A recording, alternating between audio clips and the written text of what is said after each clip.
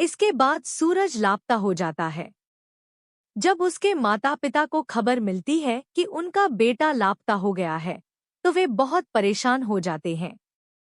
वे तुरंत मकान मालिक के पास जाते हैं और आरोप लगाते हैं कि तुमने हमारे बेटे को अगवा करके हत्या कर दी है। मकान मालिक इससे इनकार करता है और कहता है कि हवेली का मालिक होने के नाते उसने आपके बेटे को अगवा नहीं करवाया। वह कहता है कि आपका बेटा हवेली में आया था, रात में सोया और सुबह खुद ही गायब हो गया। सूरज के माता पिता धमकी देते हैं कि अगर उनका बेटा नहीं मिला तो वे पुलिस में रिपोर्ट दर्ज करवा देंगे। वे पुलिस के पास जाते हैं, लेकिन जब पुलिस हवेली की जांच करती है तो उन्हें कुछ भी नहीं मिलता। पुलिस वापस आ जाती है। इसके बाद जो भी उस हवेली में जाता है वह जिंदा वापस नहीं आता।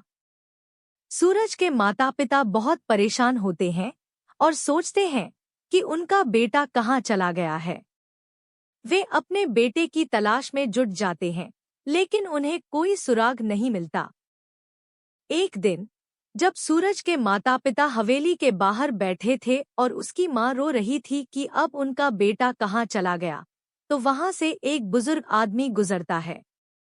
वह लंबे बालों वाला था और स्याह जोड़ा पहने हुए था।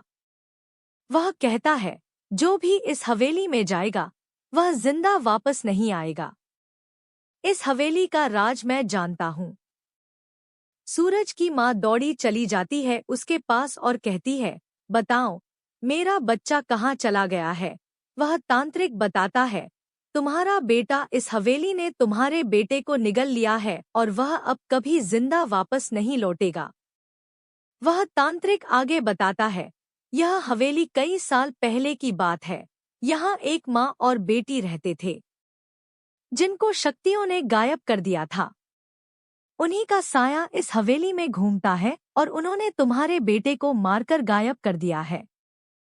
सूरज की माँ यह सुनकर बहुत रोती है और उसके बाद से वह हवेली हमेशा के लिए बंद कर दी जाती है। सूरज के माता पिता को अब यह समझ में आ जाता है कि उनका बेटा कभी वापस नहीं आएगा।